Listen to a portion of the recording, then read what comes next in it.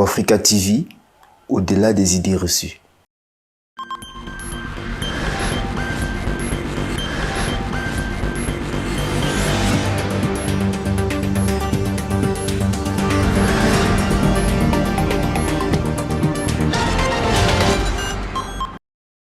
Le 26 septembre dernier, l'École supérieure des sciences et techniques de l'information et de la communication, ESTIC, publiait un communiqué portant sur le nouveau code vestimentaire des étudiants de la dite école pour le compte de l'année académique 2023-2024. Ne seront admis au sein du campus que les étudiants portant une tenue vestimentaire correcte et respectant les éléments mentionnés dans le communiqué. Une règle à laquelle les apprenants de cette école restent sensibles. C'est une très bonne chose que ce communiqué ait été fait parce que je pense que depuis, on a perdu le côté responsable que l'ESTIC avait, du moins à travers les étudiants, parce que depuis un moment, on se retrouvait avec des étudiants qui n'en faisaient qu'à leur tête. La manière de s'habiller ne reflétait plus vraiment l'école prestigieuse qu'est l'ESTIC. Les tenues faisaient parfois qu'on se posait des questions. Est-ce que l'étudiant va à l'école ou est-ce qu'il part à une fête, une soirée? Et donc, je pense que c'est une bonne chose et je pense que le plus important même, c'est que ce communiqué puisse être vraiment pris en compte, qu'on contrôle vraiment ça.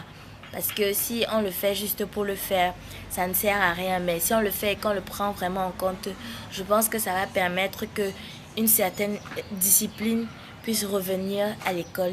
Dorénavant, les étudiants de l'ESTIC devront se vêtir en tenue traditionnelle, tenue de ville, un ensemble tailleur, une robe, des chaussures fermées et basses pour les femmes, chemise, costume et pantalon pour les hommes. La coiffure n'étant pas en reste, les femmes devraient avoir des tresses décentes et les hommes des cheveux courts, bien coiffés, sans fantaisie, ce qui leur donnera accès au campus. Le communiqué, sorti à moins d'une semaine de la rentrée académique, met une certaine pression aux étudiants pour se mettre à jour. Bon, vu que le code vestimentaire est sorti un peu tard, j'avais déjà fait mes achats. Et dans ces achats, j'avais acheté des choses qu'il a interdites, telles que les pieds nus, les talons, les pantalons jeans et les t-shirts. Donc pour moi, ça serait un peu compliqué de chercher de l'argent à nouveau et me rendre au marché pour acheter ce qu'il faut pour l'école. Ça m'a pris assez au dépourvu parce que moi j'avais déjà ma garde-robe, si je peux le dire, à part, qui ne correspondait pas vraiment à ce qu'ils attendent de moi. Je vais essayer d'intégrer mes achats avec le code vestimentaire qu'ils demandent.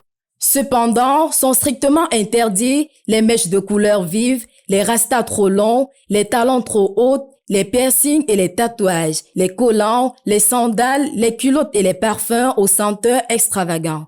Des interdits qui n'arrangent pas forcément tous les étudiants. Bon, pour moi, d'une part, il a raison d'interdire certaines choses comme les tatouages et les mèches de couleur parce qu'il ne trouve pas que c'est conforme d'aller à l'école ainsi.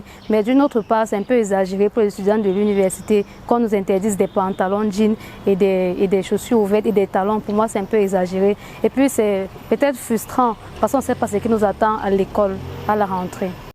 Par rapport aux interdits, je suis d'une part d'accord et d'une autre part non. Je suis d'accord sur le fait de ne pas placer des faux ongles, ne pas faire de persil, de tatouage et tout. Mais au niveau du vestimentaire, je pense que c'est un peu trop exagéré pour nous, déjà pour moi, qui suis un peu team basket et pantalon jean. Dire déjà qu'on interdit les pantalons, pour moi, je ne pense pas que je serai à l'aise dans le nouveau code vestimentaire qu'ils exigent.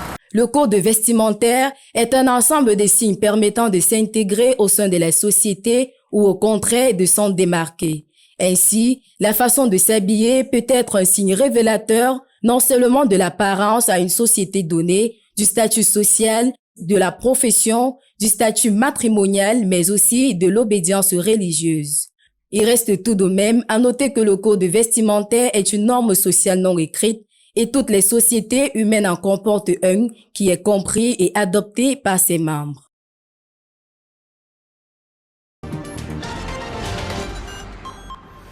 Dans l'optique de combattre l'insuffisance rénale, le centre d'hémodialyse de l'hôpital La Quintini de Douala sera inauguré le 29 septembre prochain. L'insuffisance rénale est une maladie caractérisée par l'incapacité des reins à éliminer les déchets et à équilibrer les lipides dans l'organisme.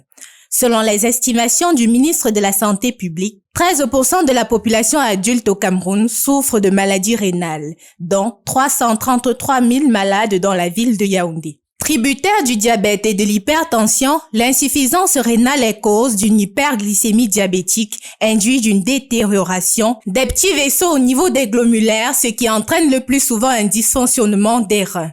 La prise en charge d'un malade d'insuffisance rénale est fonction d'une dialyse. La dialyse est une méthode d'épuration du sang à travers des membranes. Mieux dit encore, la dialyse débarrasse le sang des déchets et de l'eau accumulée en excès dans le corps. C'est donc une technique qui remplace la fonction rénale dans l'organisme.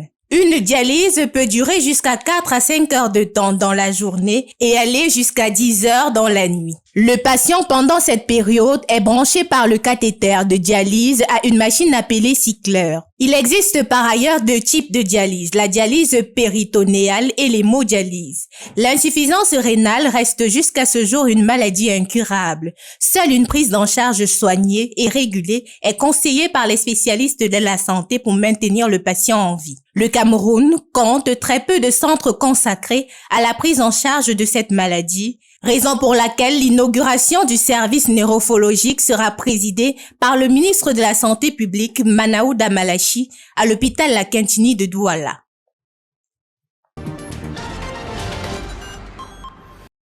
Cancer is a disease caused when cells divide uncontrollably and spread into surrounding tissues. As a leading cause of death worldwide, according to the World Health Organization, it claimed nearly 10 million deaths by 2020. In Cameroon, like elsewhere, cancer affects not only adults, but is equally increasingly affecting children. According to the Pediatric Oncology Care Report, around 1,000 children under the age of 15 are affected by cancer every year. The most common types of childhood cancer in Cameroon are leukemia, brain tumors, and lymphoma. Other types of less common childhood cancer include bone cancer, kidney cancer, and nerve cancer. Unlike cancer in adults, the majority of childhood cancer do not have a known cause. They are thought to develop as a result of mutation in genes that lead to uncontrolled cell growth, including infections and exposure to environmental toxins. It is important to focus on prevention and early detection like healthy lifestyles, regular checkups, and access to healthcare services and resources. Though symptoms of cancer in children are not always obvious, some signs can help know when to see a pediatrician, like fever, fatigue, swollen glands, weight loss, bruises, and joints or bone tenderness. Preventing childhood cancer, detecting and treating it early are essential for improving outcomes and reducing the impacts of this devastating disease on children and their families.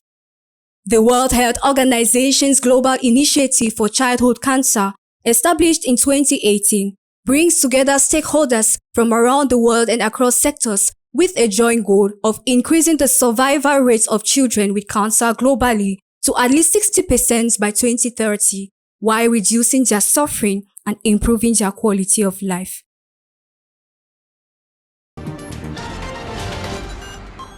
L'hôtel Hilton abritait le 26 septembre dernier la cérémonie de dédicace de l'œuvre Le droit des réseaux et services de la communication électronique au Cameroun, de l'auteur Samuel Issowa Ioni, avocat au bureau du Cameroun, qui aura été directeur juridique de l'opération publique de téléphonie mobile.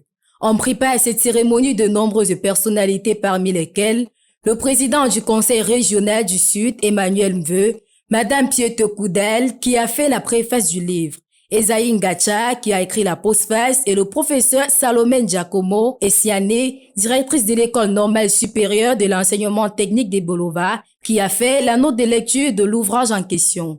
L'auteur de ce livre, Samuel Issowa Ioni, place quelques mots au sujet de ce chef-d'œuvre. Je décris les infrastructures qui ont été faites, je décris les réformes juridiques qui ont été faites, du cadre juridique, et j'espère que je vais permettre la compréhension de certaines dispositions de la loi pour ceux qui ne sont pas forcément des juristes.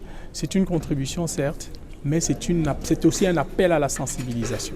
Ce qui a milité en faveur, comme je l'ai expliqué tout à l'heure, il y a déjà le parcours professionnel, mon parcours professionnel personnel, mais il y a l'environnement Vous comprenez? Il y a eu les privatisations, il y a eu la société de l'information qui connaît une explosion dont vous êtes d'ailleurs témoin aujourd'hui. La manière dont vous vous comportiez hier par rapport aux communications téléphoniques n'est pas la même qu'aujourd'hui. L'Internet n'a pas le même coût aujourd'hui. Aujourd'hui, il est plus intéressant d'être exigeant envers les opérateurs. Vous comprenez?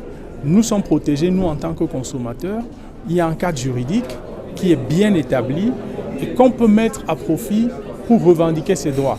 Donc, je veux dire qu'il y a quand même de la matière sur laquelle nous pouvons nous reposer pour bâtir une société numérique responsable.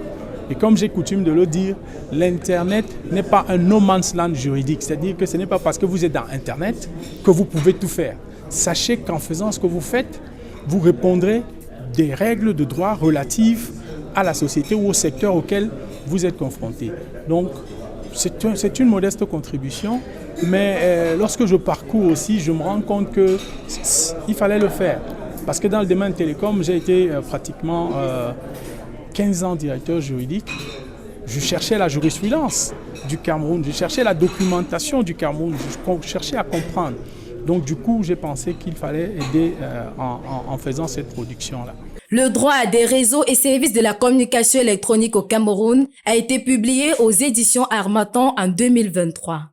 Il présente l'histoire du droit des télécommunications au Cameroun avec ses multiples réformes, en même temps qu'il rend compte des stratégies nationales de développement Cameroun 2030 SND 30.